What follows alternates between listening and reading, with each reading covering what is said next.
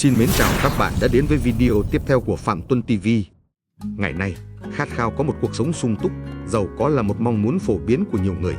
Nó phản ánh một thực tế rằng sự ổn định về tài chính mang lại nhiều cơ hội và sự tự do trong cuộc sống, đồng thời giúp giảm bớt những lo toan, căng thẳng liên quan đến vấn đề kinh tế. Từ đó có điều kiện chăm sóc sức khỏe bản thân cả về thể chất lẫn tinh thần. Đây cũng là điều kiện cần và đủ để chăm lo cho con cái, báo hiếu bố mẹ, tạo nên một môi trường sống cân bằng, hạnh phúc. Để làm được điều đó thì đầu tư vào phát triển nâng cao giá trị bản thân là con đường duy nhất để mỗi chúng ta trở nên hạnh phúc và giàu có hơn từ bên trong chính nội lực của chính mình. Qua 2 video số trước, Tuân cùng các bạn đã bàn về chủ đề này. Đó là cách làm sao để bản thân mình trở nên tự tin và giá trị hơn, như buông bỏ sự trì hoãn, sống tích cực, làm việc siêng năng và không ngừng rèn luyện nâng cao giá trị của bản thân bằng một kỹ năng cụ thể có giá trị cao phù hợp với khả năng của mỗi người trong cuộc sống hàng ngày. Mình tin là các bạn sau khi xem xong series video này thì ai cũng sẽ làm được để có cuộc sống ngày càng tốt hơn. Và mọi thời điểm bắt đầu không khi nào muộn, bất kể bạn bao nhiêu tuổi, chỉ cần bạn thiết lập mục tiêu cho chính mình một cách chi tiết, cụ thể và bắt đầu hành động một cách liên tục và kỷ luật để có cuộc sống tốt hơn. Đó là hành trình bạn tạo ra được giá trị vượt trội để giải quyết mọi vấn đề thực sự mà người khác sẵn sàng chi trả. Và đó lúc là bạn tự tin khẳng định giá trị và sẵn sàng phục vụ người khác để xây dựng sự nghiệp bền vững cho chính mình. Để làm được tất cả những điều đó, ngoài vận dụng những kiến thức kỹ năng chúng ta đã từng được học ở trường lớp, từ thực tiễn cuộc sống hàng ngày và từ những người thầy, những người bạn hay tự học trên báo chí, các trang mạng uy tín, thì học từ sách là yếu tố cốt lõi tạo nên giá trị khác biệt cho chính bạn, vì sách là nguồn kho tàng kiến thức uy tín của nhân loại. Đây cũng là một trong những nội dung Tuân muốn bàn luận với các bạn ngày hôm nay. Đọc sách mỗi ngày là cách để bạn và tôi vượt qua phiên bản của chính mình ngày hôm qua. Nghe có vẻ đơn giản, nhưng đó lại là một trong những bí quyết âm thầm mà nhiều người thành công trên thế giới luôn thực hiện đều đặn và đầy kỷ luật. Họ hiểu rằng bạn không cần phải vượt hơn người khác, mà chỉ cần vượt qua chính mình của ngày hôm qua, và như thế, bạn đã thắng mỗi ngày. Như Warren Buffett, tỷ phú đầu tư huyền thoại, mỗi ngày ông dành khoảng 5 đến 6 tiếng để đọc sách, báo, tài liệu đầu tư, và chính thói quen tốt đọc sách mỗi ngày đã giúp ông đưa ra những quyết định sáng suốt và đạt được khối tài sản cách xù hơn 145 tỷ USD tính đến năm 2025, gắn liền với câu nói nổi tiếng của ông, tôi đọc khoảng 500 trang mỗi ngày. Đó là cách kiến thức hoạt động, giống như lãi kép vậy. Hay như tỷ phú Bill Gates, nhà sáng lập Microsoft, ông đọc khoảng 50 cuốn sách mỗi năm, trung bình gần một cuốn trên tuần. Theo ông, đọc sách vẫn là cách chính yếu để tôi học hỏi những điều mới và kiểm tra sự hiểu biết của mình. Qua đây chúng ta thấy, mỗi cuốn sách chính là một chiếc chìa khóa. Khi mỗi ngày bạn cầm một cuốn sách lên, bạn đang mở ra cánh cửa tới một tầm nhìn mới, một khả năng mới và chạm vào những tiềm năng chưa từng được đánh thức bên trong chính bạn. Đọc sách không chỉ là để giải trí, mà còn là cách để tăng tốc sự trưởng thành, nâng cao giá trị bản thân và mở rộng giới hạn của mình mà không cần phải chờ đến khi cuộc đời buộc bạn thay đổi. Điều quan trọng không nằm ở việc bạn đọc bao nhiêu cuốn sách mỗi năm, mà nằm ở việc những cuốn sách đó thay đổi bao nhiêu phần tư duy của bạn. Mỗi trang sách không chỉ chứa thông tin mà còn đúc kết tư tưởng, kinh nghiệm, chiến lược và cả thất bại của tác giả trong nhiều năm trời. Và giờ đây, bạn có thể học tất cả chỉ trong vài giờ đọc sách. Đọc sách còn hơn cả một hành động, đó là cam kết với chính bản thân bạn. Cam kết không ngừng tiến bộ, cam kết không để mình dậm chân tại chỗ.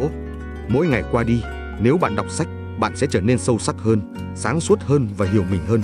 Hãy thử nghĩ xem, bao nhiêu điều mà bạn từng mất hàng tháng hay thậm chí hàng năm để loay hoay giải quyết. Nếu bạn chỉ đọc đúng một chương sách phù hợp, rất có thể mọi vấn đề đã được giải quyết nhanh hơn gấp 10 lần. Bao nhiêu sai lầm trong cuộc sống, kinh doanh hay các mối quan hệ bạn có thể tránh được nhờ học từ những người đi trước. Bạn không cần phải phát minh lại bánh xe. Đã có hàng nghìn, hàng chục nghìn người vĩ đại trước bạn để lại dấu ấn trong những trang sách. Nhiệm vụ của bạn chỉ là lắng nghe họ, chọn lọc cẩn thận và áp dụng điều phù hợp nhất cho hành trình của mình. Giống như lời tỷ phú Mark Cuban, nhà đầu tư Shark Tank, tôi đọc sách mỗi ngày. Mỗi cuốn tôi đọc, tôi học được điều gì đó mới mẻ mà có thể giúp tôi thành công trong công việc. Mark Cuban cho rằng kiến thức là tài sản quan trọng nhất, rẻ mà sinh lợi cực lớn. Người thành công không ngừng đọc sách để mở rộng tư duy, nâng cao kỹ năng và nuôi dưỡng cảm hứng, mà còn đọc để hiểu rõ bản thân mình hơn, để nắm được cách thế giới vận hành, phát triển khả năng lãnh đạo và rèn luyện tư duy phản biện cũng như sáng tạo. Họ hiểu rằng cuộc sống không thưởng cho người biết hết mọi thứ, mà thưởng cho người luôn sẵn sàng học hỏi mọi thứ. Muốn kiếm nhiều tiền hơn, hãy đọc sách. Muốn giao tiếp tự tin hơn, hãy đọc sách. Muốn cải thiện các mối quan hệ, hiểu tâm lý con người và dẫn dắt đội nhóm, hãy đọc sách. Hay bạn đang đối mặt với khó khăn cần giải pháp, hãy đọc sách. Bạn không cần phải dành hàng giờ mỗi ngày để đọc, chỉ cần 15 đến 20 phút mỗi buổi sáng hoặc trước khi ngủ là đủ. Khi bạn duy trì việc đọc mỗi ngày dù chỉ một chút, kiến thức sẽ từng ngày tích tụ lại và dần trở thành tư duy mới, niềm tin mới, góc nhìn mới và từ đó là hành vi mới, kết quả mới, một cuộc sống mới. Đó cũng là thói quen có từ nhỏ của người giàu nhất thế giới hiện nay. Tỷ phú Elon Musk, CEO của Tesla và SpaceX. Khi còn nhỏ, Musk thường đọc 2 cuốn sách mỗi ngày, và khi đã nổi tiếng có người hỏi ông làm sao học được về tên lửa. Ông trả lời đơn giản, tôi đọc sách. Và dường như ông đọc đủ thể loại, từ khoa học viễn tưởng đến vật lý học, triết học, kỹ thuật. Chính sách là nguồn cảm hứng định hình nên một Elon Musk ngày nay mà bạn biết. Nhưng ngày nay, vấn đề là hầu hết mọi người không thực sự nhận ra giá trị đích thực của việc đọc. Họ nghĩ rằng đọc sách chỉ để giết thời gian hoặc xem đó như một hoạt động phụ. Trong khi đó, người thành công coi đọc sách là một phần không thể thiếu trong công việc chính của họ. Họ hiểu rằng mỗi trang sách đều mang đến một bước tiến gần hơn đến mục tiêu trong cuộc sống. Khi bạn biến việc đọc sách thành một nghi thức hàng ngày, bạn đang chủ động lập trình lại tâm trí mình. Bạn quyết định cái gì sẽ đi vào tâm trí, chọn lọc người thầy tinh thần từ những trang sách và định hướng con đường phát triển thay vì để môi trường xung quanh tác động đến lựa chọn của bạn. Càng dành thời gian đọc sách, bạn càng phá bỏ những giới hạn mà bản thân trước đây từng nghĩ là thật. Như lời của nữ tỷ phú truyền thông Oprah Winfrey từng nói, sách là lý do giúp tôi trở thành người phụ nữ như hôm nay. Bà tin rằng sách mở ra cánh cửa tri thức, truyền cảm hứng, chữa lành và giúp ta hiểu cuộc sống hơn. Nếu bạn thường nghĩ rằng những điều bạn cho là khó vượt qua, thực ra chỉ là do bạn chưa khám phá một góc nhìn khác, một cách tiếp cận khác, hay bạn đang tìm kiếm giải pháp, thì thực ra các giải pháp đã được ghi lại trong những cuốn sách. Hay bạn muốn tăng thu nhập, thì đã có những phương pháp được biên soạn và truyền đạt qua sách vở. Nếu bạn mong muốn một cuộc sống ý nghĩa hơn, bớt căng thẳng hơn và trọn vẹn hơn, cũng đã có những người viết ra cách làm điều đó.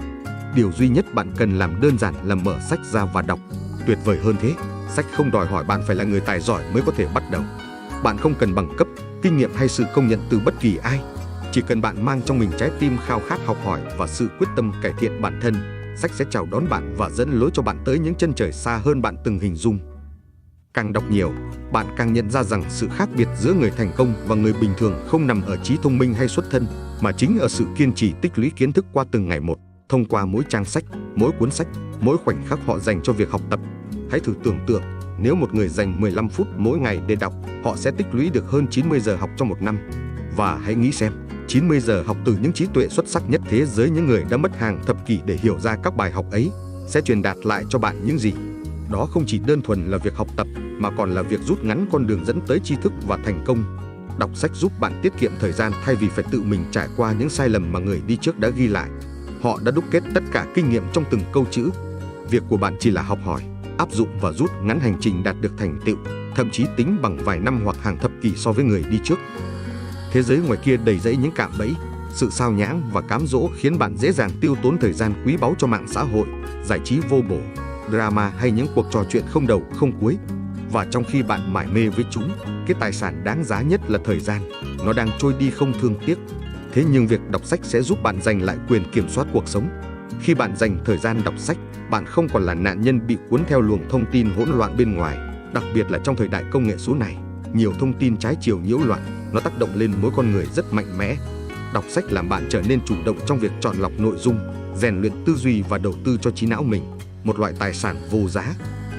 Một thực tế hiện nay, nhà người dành phần lớn thời gian để lướt điện thoại vô bổ, trẻ em chơi game xem hoạt hình, người lớn lướt mạng xem thông tin, giải trí, mà dường như mọi người ít giao tiếp với nhau bằng ngôn ngữ hơn. Bên cạnh những tiện lợi thì nó còn là những điều bất cập, như các nội dung chưa được chính thống và chuẩn mực cuộc sống, cũng như chưa phù hợp với thuần phong mỹ tục do nội dung chưa được kiểm soát. Vậy khi bạn là người đã xây dựng thói quen đọc sách, hãy tiếp tục duy trì nó, vì đây là nguồn tri thức thông tin chuẩn mực đã được kiểm chứng mang lại giá trị thiết thực cho cuộc sống. Còn nếu chưa, hãy bắt đầu ngay hôm nay. Khởi đầu từ những cuốn sách dễ đọc và liên quan đến điều bạn đang quan tâm. Dành 10 phút hay 15 phút mỗi ngày với tâm thế rằng tôi đang rèn luyện để vượt qua chính mình ngày hôm qua. Và quan trọng hơn cả, đừng chỉ đọc để biết mà hãy đọc để áp dụng. Mỗi chương sách mà bạn vừa lật qua, hãy tự hỏi, tôi có thể áp dụng điều gì từ đây vào cuộc sống của mình? Ghi lại những trích dẫn hay mà bạn bắt gặp.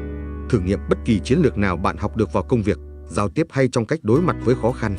Khi bạn bắt đầu sống theo những gì sách dạy, không phải lý thuyết viển vông mà là các hành động thực tế dựa trên kiến thức thông suốt, bạn sẽ cảm nhận rõ sự thay đổi tích cực trong chính cuộc đời mình. Khi ấy, cuộc sống của bạn sẽ trở nên sâu sắc hơn, đáng sống hơn và đầy chất lượng hơn từng ngày. Và đừng quên một khía cạnh quan trọng nữa, sách không chỉ phát triển trí tuệ mà còn nuôi dưỡng tâm hồn của bạn. Khi cảm thấy chán nản, hãy tìm đọc một cuốn sách truyền cảm hứng. Khi mất phương hướng, hãy quay về với một cuốn sách về triết lý sống để định hình. Sách không thay đổi cách bạn sống, nhưng nó giúp bạn sống tỉnh táo hơn, khôn ngoan hơn và có định hướng rõ ràng hơn. Trong một thời đại công nghệ số đầy hỗn loạn thông tin, đọc sách mỗi ngày thực sự là một lợi thế lớn. Nhiều người thường đặt câu hỏi, tôi nên bắt đầu đọc sách gì đây? Câu trả lời là hãy khởi động với cuốn sách mà nội dung có thể giải quyết vấn đề lớn nhất mà bạn đang gặp phải. Nếu bạn đang trăn trở về tài chính, hãy tìm đọc những cuốn sách về quản lý tài chính cá nhân. Nếu kỹ năng giao tiếp của bạn còn cần cải thiện, hãy lựa chọn những cuốn sách về nghệ thuật lắng nghe và truyền đạt. Nếu bạn đang mất phương hướng trong cuộc đời, hãy khám phá sách về tư duy chiến lược và phát triển bản thân. Dù vấn đề của bạn là gì, sách luôn đồng hành với bạn, miễn là bạn dành thời gian để thực sự gắn kết với nó. Đọc sách mỗi ngày không chỉ là một thói quen mà còn là một thông điệp mạnh mẽ bạn gửi đến bản thân. Dù tôi chưa hoàn hảo, tôi vẫn cam kết không ngừng hoàn thiện chính mình. Dù tôi chưa biết tất cả, tôi vẫn sẵn sàng học hỏi. Và dù tôi chưa đạt được mục tiêu, tôi cam kết không ngừng tiến bước. Chính sự cam kết ấy được củng cố qua từng trang sách đã đọc, ngày qua ngày, sẽ hình thành nên một phiên bản tốt hơn của chính bạn. Lúc ấy, bạn sẽ không còn so sánh mình với người khác hay chạy theo những tiêu chuẩn bên ngoài. Thay vào đó, bạn chỉ tập trung vào việc vượt qua bản thân của ngày hôm qua. Vì suy cho cùng, cuộc đua thực sự quan trọng nhất chính là cuộc đua với phiên bản cũ của bạn mà thôi. Cuốn sách bạn đang cầm trên tay có thể trở thành công cụ mạnh mẽ giúp bạn chiến thắng trong hành trình này. Hãy sử dụng nó mỗi ngày, không chỉ hoãn, không viện lý do. Chính những gì bạn chọn để đọc hôm nay sẽ định hình tương lai của bạn mai sau. Sách là một kho tàng quý giá phải không các bạn? Sách cho ta kiến thức, cho ta cảm hứng và cách giải quyết các vấn đề mà bản thân đang gặp phải. Nhưng tất cả những điều tốt đẹp đó chỉ có giá trị khi chúng ta áp dụng và hành động để đem ra kết quả. Đó cũng là nội dung tiếp theo Tuân muốn chia sẻ cùng các bạn. Hãy nói ít lại và chứng minh giá trị bản thân qua hành động. Trong xã hội hiện đại, nơi ai cũng có điều để bày tỏ, từ các dòng trạng thái mạnh mẽ trên mạng xã hội đến những chia sẻ đầy tham vọng, sự khác biệt thực sự lại thuộc về những người chọn hành động thay vì nói nhiều. Bạn không cần lớn tiếng, chỉ cần âm thầm làm việc và để kết quả trở thành tiếng nói của mình. Cuối cùng, người khác không quan tâm bạn hứa những gì hay bạn đã lên kế hoạch ra sao. Thứ họ để ý là bạn đã làm được gì. Rất nhiều người nói về ước mơ, kế hoạch và tầm nhìn của mình, nhưng chỉ một nhóm nhỏ thực sự ngày ngày lặp lại những việc làm đơn giản, đều đặn để tạo nên kết quả vững chắc. Đó là những người được tin tưởng, trân trọng và tưởng thưởng xứng đáng. Tự hỏi bản thân, bạn muốn được nhớ đến vì lời nói hay vì hành động và thành quả? Bạn muốn được xem là người uy tín hay chỉ là kẻ nói nhiều nhưng chẳng bao giờ thực hiện? Câu trả lời sẽ định hình cách sống và làm việc của bạn ngay từ hôm nay. Sự thật là lời nói không mất gì cả, ai cũng có thể nói. Nhưng hành động thì thật sự đắt giá. Hành động đòi hỏi nỗ lực, sự kiên trì để vượt qua thói trì hoãn, làm việc ngay cả trong mệt mỏi hay không nhận được sự cổ vũ. Khi ấy, chính bằng hành động, bạn chứng tỏ mình là ai. Bạn không cần báo cáo từng bước đi, cũng không cần biện minh với thế giới về lý do chưa thành công. Chỉ cần âm thầm xuất hiện mỗi ngày, đặt những viên gạch nền móng cho mục tiêu của mình và bền bỉ xây nó trong im lặng. Mình sẽ bật đèn xanh cho các bạn, cách để chúng ta rèn luyện cho mình tính tự giác hành động và sự kiên trì để vượt qua mọi thử thách của cuộc sống là hãy bắt đầu bằng việc chạy bộ mỗi ngày và điều bất ngờ sẽ đến với bạn. Khi nói ít đi, bạn sẽ giữ lại năng lượng bên trong. Bạn dồn ý chí vào hành động thay vì phung phí vào lời tuyên bố. Ngược lại, nói quá nhiều dễ tạo nên áp lực vô hình và làm cạn kiệt động lực, khiến bạn thỏa mãn với chính câu chuyện của mình mà quên mất việc thực thi. Hãy để năng lượng của mình chuyển hóa thành từng bước đi cụ thể. Hãy khiến người khác bất ngờ bởi kết quả bạn đạt được thay vì lời hứa bạn đưa ra. Chắc chắn bạn đã từng thấy một người không ngừng nói về những giấc mơ lớn lao của họ, để rồi sau một năm vẫn đứng yên tại chỗ. Và ở đâu đó, cũng có những người ít nói nhưng hoàn thành dự án mới, học thêm kỹ năng hoặc đạt được mục tiêu mà chẳng cần ai phải cổ vũ. Họ chọn hành động thay cho ồn ào và chính điều đó giúp họ tiến xa. Người ta không tin vì bạn nói hay mà tin bởi bạn làm điều bạn hứa. Uy tín được xây dựng dựa trên sự đồng nhất giữa lời nói và hành động. Mỗi lần bạn nói mà không thực hiện, bạn tự làm suy yếu giá trị cá nhân của mình. Ngược lại, mỗi lần hành động dù không cần tuyên bố, uy tín của bạn ngày càng được củng cố. Trong một thế giới mà ai cũng nỗ lực thu hút sự chú ý, người âm thầm làm việc trở thành hình ảnh hiếm hoi và nổi bật. Bạn không cần phải la hét để được chú ý, chỉ cần kiên trì tạo ra kết quả, bởi kết quả là tiếng nói vang xa nhất và thuyết phục nhất. Khi nói ít, làm nhiều, bạn sẽ không phải biện minh hay chứng minh bản thân ở khắp nơi. Hành động chính là minh chứng cho sự nghiêm túc của bạn. Bạn không tìm kiếm sự xác nhận từ người khác bởi giá trị thật nằm ở những gì bạn âm thầm thực hiện và để lại. Bạn hành động không phải để gây ấn tượng với bất kỳ ai, mà để thay đổi chính cuộc sống của mình. Hãy nhớ rằng, người ta có thể nghi ngờ lời nói của bạn, nhưng không thể phủ nhận những kết quả bạn đạt được. Họ có thể làm ngơ khi bạn nói, nhưng sẽ không thể phớt lờ khi bạn biến ước mơ âm thầm thành hiện thực. Có một sự thật mà bạn cần thấu hiểu, nói nhiều đôi khi chỉ là cách bạn trì hoãn, che giấu nỗi sợ hành động. Bạn nghĩ rằng mình đang chuẩn bị, lên chiến lược hay phân tích, nhưng thực ra, bạn chỉ đang kéo dài thời gian để né tránh việc bắt đầu. Chắc chắn bạn đã từng gặp những người như vậy, và có lẽ còn chính là một trong số họ. Nhưng từ giây phút bạn ngừng nói và bắt tay vào làm, bạn sẽ bước sang một thế giới khác, nơi của những con người thực sự hành động. Ở đó, bạn sẽ tập trung hơn, tận dụng tối đa quỹ thời gian và cảm nhận sự tự tin dần lớn lên theo từng bước tiến bộ của mình. Sự tự tin ấy không đến từ lời khen của ai khác, mà từ chính những gì bạn làm được. Và rồi, khi ai đó hỏi bạn đang làm gì, bạn sẽ bình thản mỉm cười đáp lại rằng tôi đang xây dựng. Không cần giải thích, không cần khoa trương, chỉ cần tiếp tục hành trình của mình. Sẽ đến một ngày những kết quả mà bạn tạo nên sẽ tự nói lên tất cả. Khi đó, thay vì đặt câu hỏi, người ta sẽ tìm đến bạn để hợp tác, để học hỏi, bởi họ nhận ra bạn là người dám làm chứ không chỉ là người nói. Nếu muốn xây dựng uy tín thật sự, đừng phí sức thuyết phục hay cố gắng lên tiếng. Hãy để những hành động và thành quả của bạn là minh chứng mạnh mẽ nhất. Trong thế giới hiện đại, lời nói không đủ tạo niềm tin, chỉ hành động mới chứng minh giá trị thực. Và bạn chính là người có khả năng tạo ra chúng, nếu bạn dám dấn thân, giảm nói và làm tới cùng. Hành động luôn là cách chứng minh giá trị cá nhân cao nhất. Không gì khiến người khác kính trọng bạn hơn việc bạn thực sự làm đến nơi đến chốn. Nhớ rằng, không ai trả lương chỉ vì những lời nói rằng họ sẽ làm gì. Họ được trả tiền vì đã làm xong điều đó. Cuối cùng, điều quan trọng nhất là hãy tạo ra giá trị thực, những sản phẩm hoặc dịch vụ mà mọi người thực sự cần và sẵn sàng chi trả. Trong cuộc sống cũng như kinh doanh, nguyên tắc này là bất di bất dịch. Con người chỉ đầu tư vào những gì mang lại ích lợi rõ ràng cho họ. Bởi vậy, nếu muốn xây dựng sự giàu có và giá trị bền vững, hãy bắt tay vào làm ngay hôm nay. Người thành công họ chỉ đầu tư thời gian, năng lượng và tiền bạc vào những gì có thể giải quyết một nỗi đau, một nhu cầu hay một vấn đề cụ thể. Điều này có vẻ hiển nhiên, nhưng rất nhiều người khi khởi nghiệp lại bỏ qua điều đó. Họ lao vào sản xuất một thứ mà họ nghĩ là hay, bị cuốn vào những ý tưởng cá nhân thay vì bắt đầu từ câu hỏi cốt lõi: liệu điều này có thực sự giải quyết một nhu cầu mà thị trường đang có? Hãy dừng lại và tự hỏi, tôi đang giúp ai? Họ đang gặp khó khăn nào? Sản phẩm hoặc dịch vụ của tôi sẽ giải quyết vấn đề đó như thế nào? Nếu không thể trả lời rõ ràng 3 câu hỏi này, thì dù ý tưởng của bạn hấp dẫn đến đâu, thị trường cũng không quan tâm. Thị trường chỉ quan tâm đến điều bạn có thể giúp họ, không phải sự thông minh hay tài năng của bạn. Vì vậy, bước đầu tiên để tạo ra một sản phẩm có giá trị không nằm ở sáng tạo hay công nghệ, mà là lắng nghe. Lắng nghe thị trường, lắng nghe khách hàng, lắng nghe những lời phàn nàn, những nhu cầu chưa được đáp ứng hay những bất tiện họ gặp phải mỗi ngày. Đó chính là những điểm đau. Và nếu bạn có thể mang đến một giải pháp hiệu quả, bạn đang trên con đường tạo ra giá trị thực sự. Khi bạn làm được điều đó, tiền sẽ tự tìm đến bạn. Đừng bắt đầu bằng câu hỏi làm thế nào để kiếm tiền. Hãy tự hỏi mình, tôi có thể giúp ai để họ sẵn sàng trả tiền. Khi bạn thực sự giúp được ai đó, bạn không cần phải ép bán, họ sẽ tự muốn mua vì nhu cầu của họ. Thị trường không thiếu ý tưởng, điều mà thị trường thiếu chính là sự thực thi đúng cách và thông minh. Bạn không cần có ý tưởng vĩ đại, chỉ cần làm tốt hơn những gì đang tồn tại, đơn giản hơn, rẻ hơn, nhanh hơn, hiệu quả hơn. Như vậy là đủ để bạn tạo ra cơ hội cho sản phẩm của mình. Quan trọng nhất là đặt khách hàng làm trung tâm, thay vì cái tôi của chính mình. Sản phẩm được tạo ra không phải để phô diễn tài năng của bạn, mà là để phục vụ nhu cầu thực tế. Khi bạn chuyển từ suy nghĩ tôi muốn tạo ra một thứ tuyệt vời sang tôi muốn giúp ai đó sống dễ dàng hơn, tiết kiệm hơn, hiệu quả hơn, mọi thứ sẽ dần thay đổi. Bạn bắt đầu đặt những câu hỏi mang tính xây dựng hơn. Bạn tinh chỉnh sản phẩm tốt hơn. Bạn truyền tải thông điệp rõ ràng hơn.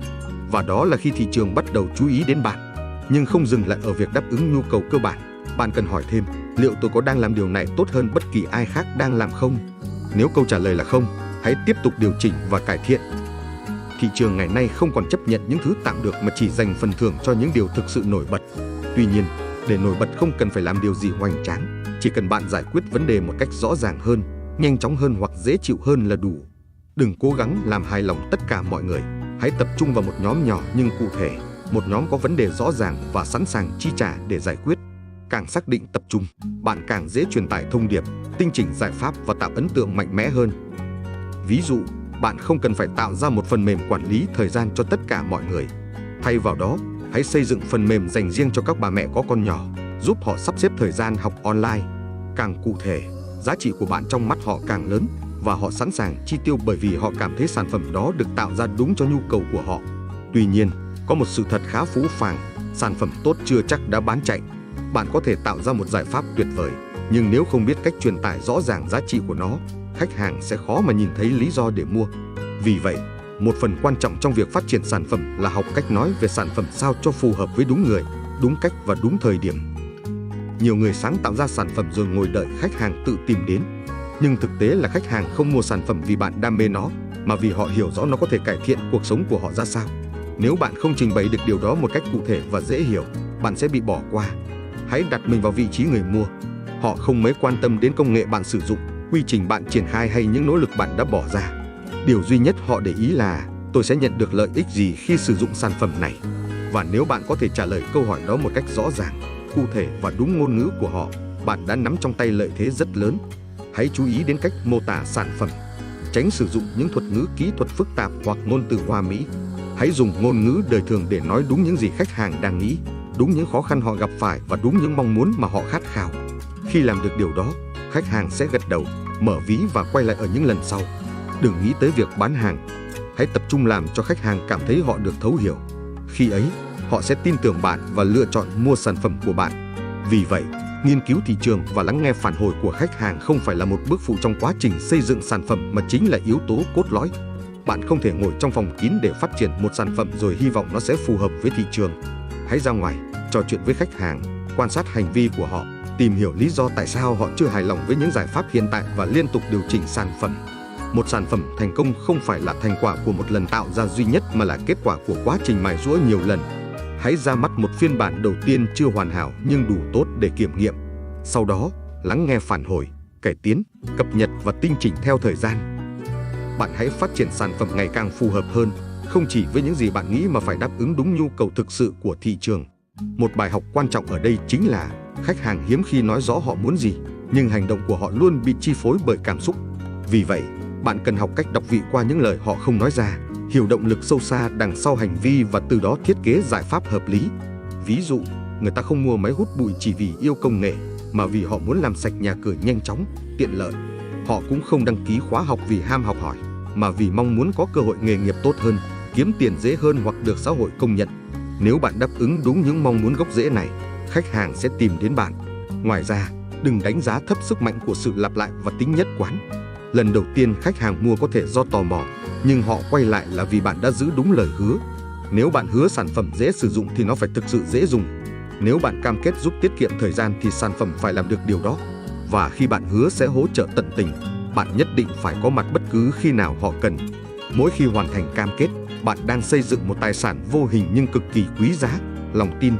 Chính lòng tin này sẽ khiến khách hàng quay lại, giới thiệu bạn cho người khác và thậm chí bảo vệ, ủng hộ khi cần. Đó cũng là lý do bạn nên tập trung vào việc thực hiện đúng những điều đã hứa, thay vì chỉ quan tâm hét giá cao. Khi tạo ra được giá trị thực sự, khách hàng sẽ sẵn sàng trả thêm để sở hữu sản phẩm hoặc dịch vụ của bạn. Một khi sản phẩm của bạn đã được thị trường đón nhận, đừng ngừng lại ở đó. Hãy tự hỏi, làm sao để mình có thể tốt hơn? Còn điều gì làm khách hàng chưa hài lòng mà mình có thể cải thiện? Làm thế nào để họ quay lại nhiều hơn? Chính tinh thần cải tiến liên tục này là bí quyết giúp những doanh nghiệp lớn duy trì sự phát triển bền vững. Họ không bao giờ thỏa mãn hay ngủ quên trên chiến thắng ban đầu. Với họ, giao dịch đầu tiên chính là điểm khởi đầu cho một mối quan hệ dài hạn, chứ không phải là kết thúc. Khi đó, bạn không chỉ đơn giản bán một sản phẩm nữa, mà đang xây dựng một hệ sinh thái giá trị xung quanh chính mình. Tóm lại, nếu muốn thực sự thành công và giàu có, đừng mải mê chạy theo những cơ hội nhất thời. Thay vào đó, hãy cam kết giải quyết một vấn đề thực sự cho một nhóm người cụ thể bằng một giải pháp thực tế, với sự chân thành trong từng bước đi. Khi làm được điều này, thị trường sẽ đáp lại bạn bằng những thứ vượt xa mong đợi, doanh thu bền vững, lòng tin từ khách hàng, sự trung thành và cả những lời giới thiệu tự nhiên không tốn một đồng quảng cáo nào. Bạn sẽ nhận ra rằng, để thành công, không nhất thiết phải vượt trội hơn tất cả mọi người. Bạn chỉ cần làm tốt hơn những gì đang tồn tại đối với một nhóm khách hàng cụ thể. Và càng chăm sóc tốt nhóm khách hàng này, giấc mơ tài chính và tự do cá nhân của bạn sẽ càng đến gần hơn. Điều cuối cùng, thất bại không hề đáng sợ. Hãy thất bại thật nhanh, sửa lỗi nhanh hơn và tiếp tục nỗ lực thêm một lần nữa. Một trong những yếu tố tạo nên sự khác biệt giữa người thành công và người vẫn mãi loay hoay ở điểm xuất phát không phải là kiến thức, hoàn cảnh hay may mắn, mà là cách họ đối diện với thất bại. Người bình thường thường coi thất bại như một dấu chấm hết. Họ sợ hãi, trốn tránh hoặc che giấu. Trong suy nghĩ của họ, thất bại đồng nghĩa với việc tôi không đủ giỏi, tôi không làm được và tôi nên dừng lại. Nhưng người thành công thì khác. Đối với họ, thất bại không phải là kết thúc mà là một phần thiết yếu trong quá trình trưởng thành. Không chỉ là chấp nhận thất bại, họ còn chủ động tìm kiếm thất bại sớm. Họ không chờ đợi thời điểm hoàn hảo hay vòng vo để đảm bảo kết quả tuyệt đối. Họ bắt đầu, thử sức, vấp ngã và học từ những bài học mà những người chỉ đứng ngoài cuộc không bao giờ có được. Vì sao cần thất bại nhanh? Bởi vì thất bại lâu dài sau khi đã đầu tư nhiều thời gian, công sức và tiền bạc khiến ta đau đớn hơn, tốn kém hơn và làm mất động lực nhiều hơn. Thử sớm, sai sớm và nhanh chóng biết điều gì không hiệu quả không phải là rủi ro mà là chiến lược. Bạn sẽ ngạc nhiên khi nhận ra rằng những người thành công nhất thường là những người từng thất bại nhiều, nhưng những thất bại đó mang tính chiến lược. Họ không chần chừ hay đợi sự hoàn hảo. Họ chọn thất bại trong lúc tiến lên chứ không phải thất bại vì đứng yên quá lâu. Vấn đề nằm ở chỗ xã hội đã lập trình cho bạn nỗi sợ rằng nếu bạn làm sai, bạn sẽ bị chỉ trích, xấu hổ và đánh giá thấp. Nhưng hãy nhớ rằng việc bị người khác đánh giá thấp không đáng sợ bằng việc tự bỏ rơi chính mình. Hãy hành động, chấp nhận rủi ro nhỏ, thử nghiệm và học hỏi. Bạn không thể sửa chữa sai lầm chỉ bằng việc than vãn. Bạn không thể tiến bước tiếp theo chỉ bằng việc phân tích vì sao thất bại. Điều quan trọng nhất sau thất bại là tìm ra bước tiếp theo của tôi là gì. Càng nhanh chóng trả lời câu hỏi đó và hành động theo nó, bạn sẽ càng nhanh chóng trở lại đúng lộ trình. Thành công không đến từ việc bạn làm đúng mọi thứ mà đến từ việc bạn sửa sai nhanh hơn người khác. Sự khác biệt không nằm ở ai không mắc sai lầm mà nằm ở ai không để sai lầm đó kéo dài. Có người mất 3 năm để nhận ra mình đi sai đường, có người chỉ mất 3 tuần, 3 ngày và thậm chí có người đủ tinh tế để nhận ra trong vòng 3 giờ. Bạn muốn trở thành ai trong cuộc đời này?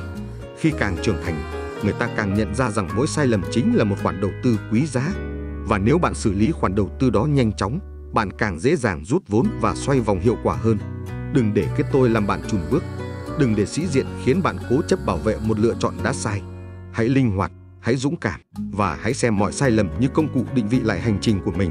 Một điều cốt lõi nhưng vô cùng sâu sắc, dù bạn có sai lầm bao nhiêu lần, bạn nhất định phải tiếp tục xuất hiện.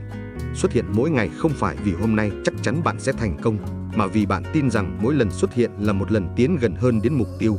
Sự xuất hiện không cần phải hoàn hảo, chỉ cần bạn có mặt thật sự, có mặt với tinh thần rằng dù hôm qua tôi thất bại, hôm nay tôi vẫn sẽ bắt đầu lại. Xuất hiện với quyết tâm rằng tôi sẽ không để thất bại hôm qua định nghĩa con người tôi hôm nay. Và rồi, khi bạn tiếp tục xuất hiện, bạn sẽ nhận ra thất bại không còn làm bạn sợ hãi nữa. Nó sẽ trở thành một phần quen thuộc như hơi thở. Bạn mắc lỗi, bạn sửa chữa và bạn tiếp tục tiến lên, ngày một mạnh mẽ hơn. Khi bạn kiên định xuất hiện bất chấp thất bại, bạn đang gửi một thông điệp rõ ràng đến bản thân và cả thế giới. Tôi không đến đây để thử vận may. Tôi đến để trưởng thành và chiến thắng bằng mọi cách. Có thể ngoài kia có hàng triệu người giỏi hơn bạn về mặt lý thuyết, nhưng nếu họ không dám hành động, không dám thử sức và đối diện với thất bại thì mọi lý thuyết đó chỉ là vô nghĩa. Ngược lại, bạn người sẵn lòng vấp ngã, người dám sửa sai và kiên định xuất hiện mỗi ngày mới là người thực sự tiến lên. Hãy luôn khắc ghi điều này, người kiên trì luôn chiến thắng kẻ bỏ cuộc. Bạn không cần phải nhanh nhất, cũng không cần phải giỏi nhất. Chỉ cần bạn tiếp tục xuất hiện, cơ hội vẫn sẽ tồn tại. Chỉ cần bạn còn hành động, cuộc chơi vẫn chưa kết thúc. Sẽ có những ngày thành công chẳng ghé qua, những ngày không ai tin tưởng bạn, những ngày mệt mỏi và hoài nghi khiến bạn muốn buông xuôi. Nhưng chỉ cần bạn vẫn xuất hiện, chính điều đó sẽ giúp bạn xây dựng một sức mạnh ý chí bền vững mà không sách vở nào dạy được. Một niềm tin nội lực mà không ai có thể lấy đi từ bạn. Bạn đang luyện tập một dạng sức mạnh thầm lặng, sức mạnh của một người không bao giờ rời khỏi chiến trường. Và chính sức mạnh đó sẽ đưa bạn đến nơi mà chỉ những người kiên cường nhất mới có thể chạm tới. Chiến thắng không đến từ một hành động lớn vĩ đại, mà được tạo nên từ hàng nghìn bước nhỏ bé mà ít ai nhận ra. Mỗi lần bạn gượng dậy sau thất bại, bạn đang chứng minh với bản thân rằng tôi là người đáng tin cậy, tôi có thể dựa vào chính mình. Hãy nhìn vào tất cả những người thành công mà bạn biết. Họ không phải là người chưa từng gục ngã, mà là người đã nhiều lần rơi xuống vực sâu của thất bại nhưng vẫn kiên trì đứng lên. Họ không trốn tránh nỗi đau, họ đối mặt và bước qua nó. Họ không chờ cảm hứng, mà vẫn làm việc ngay cả khi không còn chút động lực nào. Như Elon Musk từng phá sản gần như toàn bộ khi Space liên tục thất bại 3 lần phóng tên lửa đầu tiên. Nhưng ông không từ bỏ, mà biến nó thành bài học, xem thất bại không phải là dấu chấm hết, mà là phần tất yếu trên đường tới thành công. Hay như Jeff Bezos từng thất bại với hàng loạt sản phẩm như iPhone. Nhưng ông không tiếc nuối, mà nhanh chóng học hỏi và xoay chuyển sang Alexa, AWS mang lại hàng chục tỷ USD với bài học triết lý nổi danh, sai thì sửa, không mắc kẹt trong cái tôi. Hay như Richard Branson, nhà sáng lập Virgin Group, thất bại với hàng chục dự án, từ hãng tàu thủy Virgin Cola đến Virgin Bright. Nhưng ông luôn tiến lên vì biết đâu là giới hạn rủi ro và cho thất bại là phí học cho bài học quý. Và cuối cùng, chính sự bền bỉ ấy đã giúp họ đạt tới thành công. Hãy đối diện với sự thật, bạn đã từng từ bỏ bao nhiêu lần chỉ vì một sai lầm, một con đường rẽ ngoặt vì ai đó bảo bạn rằng bạn không thể. Bao lần bạn gác lại giấc mơ của mình chỉ vì một nỗi thất vọng? Nếu câu trả lời là có, vậy thì hãy ngừng điều đó từ ngay bây giờ. Vì giờ bạn đã hiểu, thất bại không phải là thứ kết thúc mà là tín hiệu. Nó báo cho bạn biết điều gì cần điều chỉnh. Đó chính là cơ hội, một lời nhắc nhở để bạn nâng cấp bản thân. Từ giờ, hãy coi thất bại như một phần tất yếu trong cuộc sống. Hãy quen với sự khó chịu, tập làm quen với việc hành động ngay cả vào những ngày không hoàn hảo. Bởi nếu bạn chỉ làm việc khi mọi thứ thuận lợi, bạn sẽ chẳng bao giờ tiến xa được. Nhưng nếu bạn có thể tiếp tục bước đi, dù trong mệt mỏi, thất vọng hay tổn thương, chẳng ai có thể đánh bại bạn. Những người như thế, sớm hay muộn, đều đạt được thành công. Vì thành quả không dành cho người may mắn mà dành cho những người không biết từ bỏ. Điều kỳ diệu của hành trình vượt qua thất bại chính là sự thay đổi bên trong bạn. Sau mỗi lần vấp ngã, sửa sai và gượng dậy, bạn sẽ không còn là con người yếu đuối trước đây nữa. Bạn sẽ mạnh mẽ hơn, tỉnh táo hơn và cứng cáp hơn. Những khó khăn trước kia từng làm bạn chùn bước giờ chỉ như những thử thách nhỏ bé. Khi ấy, bạn sẽ nhận ra một điều đặc biệt, mỗi thất bại đều mang theo mình một bài học quý giá. Nếu bạn sẵn sàng học hỏi từ đó, bạn sẽ vượt xa mọi kỳ vọng. Và điều này chỉ xảy ra nếu bạn đối mặt chứ không rút lui. Hãy luôn nhớ 3 chìa khóa quan trọng: thất bại nhanh, sửa chữa nhanh và xuất hiện nhanh. Không trốn tránh, không đổ lỗi, không trì hoãn hay sợ hãi. Chỉ đơn giản thừa nhận rằng việc này chưa hiệu quả, tôi học được gì từ nó, cần sửa thế nào và làm lại ra sao. Tiếp tục bước đi mà không cần chờ động lực đến, vì động lực thật sự sẽ xuất hiện trong quá trình hành động. Đừng đợi sự hoàn hảo rồi mới bắt đầu, hãy bắt đầu đi, sự hoàn thiện sẽ dần được hoàn tất. Khi ấy, bạn sẽ ngạc nhiên khi nhận ra chính con người mà bạn từng nghĩ là yếu đuối thực chất kiên cường hơn bao giờ hết. Một bài học quan trọng khác chính là tận dụng thời gian dành để tạo dựng những kết quả có giá trị. Ai trong chúng ta cũng chỉ có 24 giờ mỗi ngày, bất kể bạn là tỷ phú hay chỉ đơn giản là người khởi đầu lại từ con số không. Quỹ thời gian của tất cả đều như nhau. Vấn đề nằm ở chỗ ai biết cách sử dụng thời gian ấy hiệu quả hơn để xây dựng tương lai của riêng mình. Điều này có nghĩa rằng vấn đề không nằm ở việc bạn có bao nhiêu thời gian, mà là cách bạn sử dụng thời gian đó, đặc biệt là khoảng thời gian rảnh. Hầu hết chúng ta đều có những khoảng thời gian trống nào đó. Không ai thực sự bận rộn 24 giờ mỗi ngày. Dù bạn là nhân viên, cha mẹ hay một người khởi nghiệp, mỗi ngày vẫn tồn tại những khoảnh khắc ngắn ngủi như 15 phút, 30 phút hoặc thậm chí 1 đến 2 tiếng để bạn hoàn toàn có thể tận dụng nhằm xây dựng điều gì đó có giá trị, thậm chí mang lại thu nhập. Tuy nhiên, thực tế là phần lớn mọi người thường lãng phí thời gian này mà không nhận thức được. Họ dành thời gian rảnh để lướt mạng xã hội một cách vô thức, xem các chương trình giải trí không mang lại lợi ích hay phát triển bản thân, hoặc đơn giản là chìm vào các hoạt động tiêu hao năng lượng mà không đem lại giá trị bền lâu. Thậm chí, những hành vi này cứ lặp đi lặp lại ngày qua ngày và đến lúc nhìn lại, họ nhận ra rằng mình chẳng tiến bộ được chút nào. Trong khi đó, những người thành công lại hoàn toàn khác. Họ cũng có những khoảng thời gian rảnh như bạn, nhưng họ biết tận dụng từng phút giây ấy để xây nên một cuộc đời mới. Thay vì tiêu tốn thời gian vào những nội dung vô nghĩa, họ học một kỹ năng. Thay vì xem phim 3 tiếng mỗi tối, họ dành 1 tiếng để phát triển dự án phụ. Thay vì ngồi than phiền về công việc hiện tại, họ tập trung năng lượng để tạo ra những cơ hội mới cho bản thân. Và chính từ những lựa chọn nhỏ bé nhưng hiệu quả đó, sự khác biệt đã bắt đầu hình thành. Bạn không cần thay đổi toàn bộ cuộc sống, không cần nghỉ hẳn công việc hiện tại hay thực hiện ngay các hành động lớn lao. Điều quan trọng nhất chỉ là bắt đầu xem xét lại cách bạn sử dụng thời gian rảnh và đưa ra những lựa chọn mới, có mục đích rõ ràng. Thời gian rảnh không chỉ để nghỉ ngơi mà còn là cơ hội quý giá để đầu tư vào tương lai của chính mình. Hãy thử nghĩ xem mỗi ngày bạn có bao nhiêu lần 15 phút rảnh bị bỏ phí. 3 lần, 4 lần, 5 lần. Chỉ cần tận dụng khoảng 15 phút mỗi ngày, bạn đã có 45 phút. Và nếu duy trì điều đó trong cả năm, bạn sẽ sở hữu hơn 270 giờ quý giá. Với 270 giờ ấy, bạn hoàn toàn có thể học một kỹ năng mới, viết sách, khởi tạo dịch vụ nhỏ hay phát triển hệ thống kinh doanh phụ.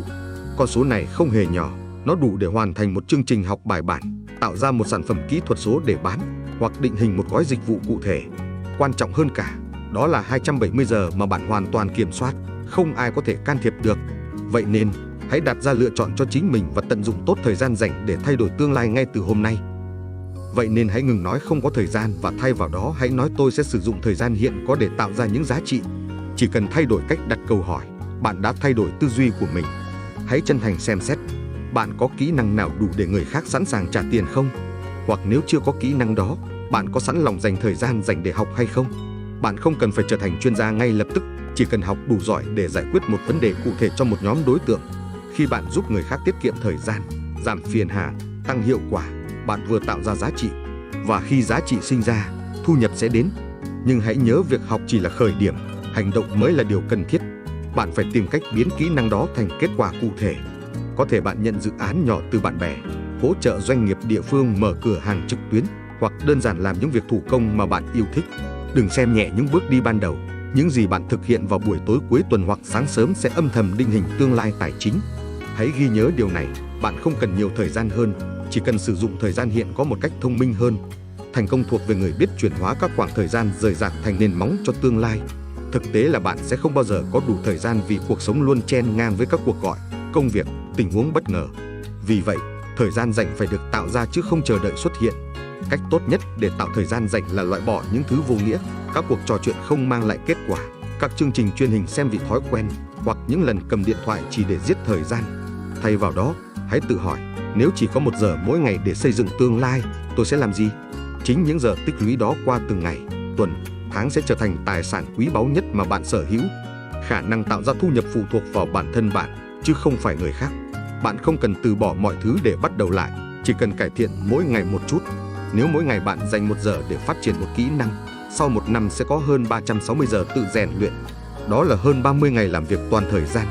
Một khóa học thực chiến, một dự án cá nhân. Hãy tưởng tượng, chỉ 1 giờ mỗi ngày không cần thiên tài, sự giàu có hay phép màu. Chỉ cần bạn và cam kết sử dụng thời gian rảnh để tạo ra thu nhập. Vậy vấn đề thực sự là làm sao bắt đầu? Đầu tiên, hãy nhìn vào những gì bạn đã biết. Bạn có đang sở hữu một kỹ năng nào đó mà người khác cần không? Nếu chưa, đừng lo lắng, bạn có thể bắt đầu thay đổi ngay từ hôm nay. Thế giới hiện tại rộng mở hơn bao giờ hết. Chỉ cần một chiếc điện thoại và kết nối Internet, bạn đã có cơ hội học bất cứ điều gì mình muốn. Mọi khởi đầu đều có thể diễn ra trong những khoảng thời gian rảnh nhỏ bé nhất của bạn. Khi đã xác định được kỹ năng mình muốn theo đuổi, bước tiếp theo là thực hành, tích lũy kinh nghiệm và đưa kỹ năng đó ra thị trường. Thị trường không quan tâm bạn học từ đâu hay như thế nào. Điều họ chú trọng là bạn có thể giải quyết vấn đề gì, giúp tiết kiệm thời gian hay kiếm nhiều tiền hơn ra sao. Liệu bạn có làm điều đó tốt hơn người khác không? Đôi khi, bạn sẽ không nhận ra khoảnh khắc nào là bước ngoặt quan trọng nhất trong hành trình của mình. Nhưng điều chắc chắn là nếu bạn không bắt đầu, sẽ chẳng có gì xảy ra. Tất cả những điều tuyệt vời đều khởi nguồn từ một quyết định, và quyết định đó đôi khi xuất hiện một cách bình dị trong những buổi tối đời thường. Thành công không đến với những người hấp tấp mà thuộc về người kiên nhẫn. Thành công không dành cho ai chỉ biết chờ đợi, mà tìm đến với những người dám hành động. Điều quan trọng nhất là bạn có thể khởi đầu ngay từ hôm nay. Hãy chọn một khoảng thời gian, một kỹ năng cụ thể và bắt đầu từ đó. Hãy kiên trì với nó, để rồi một ngày chính nó sẽ thay đổi con người bạn. Một điều cốt lõi trong hành trình phát triển bản thân là loại bỏ những thứ không gia tăng giá trị cho bạn. Đôi lúc, câu trả lời không nằm ở việc thêm thật nhiều thứ mới, mà đến từ việc bạn sẵn sàng từ bỏ những gì không còn phục vụ mục tiêu của mình. Đó chính là lúc bạn nhận ra rằng để vươn xa hơn, ta không thể cứ mãi mang vác tất cả mọi thứ. Loại bỏ không phải vì vô tâm, cũng không đồng nghĩa với việc bỏ rơi ai đó hay điều gì đó. Nó là biểu hiện của sự chọn lọc, chỉ giữ lại những giá trị xứng đáng đồng hành trong hành trình mới. Một hành trình mà bạn cần sự tinh gọn, rõ ràng và sức bền để vượt qua mọi thử thách. Bạn không thể xây dựng một cuộc sống vững vàng nếu nền tảng của bạn chìm sâu trong những yếu tố yếu kém. Bạn cũng chẳng thể trở nên giá trị hơn nếu mỗi ngày vẫn đang lãng phí 3 hay 4 giờ vào những việc không liên quan đến ước mơ của mình. Vấn đề ở chỗ, những thứ ngăn cản bước tiến của bạn thường rất mơ hồ và khó nhận diện. Nhưng chỉ cần biết dừng lại, nhìn sâu vào bên trong và sẵn sàng hành động, bạn sẽ tìm được con đường tốt nhất để tiến về phía trước. Họ không phải là những người lạ lẫm trước mắt bạn, mà là những người bạn đã quen biết từ lâu. Sự chần chừ, công việc bận rộn, những hình thức giải trí trống rỗng, các mối quan hệ tiêu cực, những lời kêu ca hàng ngày. Bạn có bao giờ cảm thấy như mình đã làm việc suốt cả ngày nhưng không đạt được điều gì có ý nghĩa không? Bạn có nhận thấy rằng sau khi trò chuyện với ai đó, bạn lại cảm thấy mất năng lượng và cuộc sống trở nên khó nhọc hơn không? Bạn đã từng nhìn lại tuần của mình và nhận ra rằng bạn đã lãng phí quá nhiều thời gian vào những việc có vẻ quan trọng nhưng thực sự lại không đưa bạn tiến lên được không? Nếu đó là tình hình của bạn, và thẳng thắn mà nói, đó cũng là câu chuyện của nhiều người trong chúng ta, thì đã đến lúc bạn cần xem xét lại cuộc sống của mình.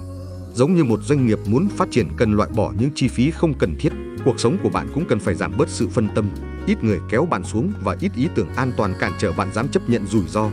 Bạn có thể bắt đầu bằng cách đưa ra một câu hỏi đơn giản: liệu điều này có giúp tôi phát triển thành phiên bản tốt hơn của mình không? Nếu câu trả lời là không, thì điều đó không còn phù hợp với chương trình nghị sự về tinh thần và cuộc sống của bạn. Nhiều người thường níu kéo những điều không còn hữu ích do họ sợ sự thay đổi. Họ lo lắng về sự phán xét khi từ chối một buổi tiệc. Họ e ngại việc bị hiểu lầm khi không còn giữ mối quan hệ với những người bạn cũ có thái độ tiêu cực. Họ ngại từ bỏ những thói quen quen thuộc như dành cả 3 tiếng mỗi đêm để lướt mạng xã hội và cảm thấy cô đơn. Nhưng hãy để tôi nói cho bạn biết sự thật. Hậu quả của việc trì trệ luôn lớn hơn cái giá của việc thay đổi. Sự trì trệ sẽ khiến bạn lãng phí 3 năm trong một công việc mà bạn không còn đam mê. Sự trì trệ sẽ ngăn cản bạn nắm bắt những cơ hội vì bạn quá kiệt sức. Sự trì trệ sẽ khiến bạn thức dậy trong một ngày và nhận ra rằng bạn đã sống cuộc sống mà mình không chọn.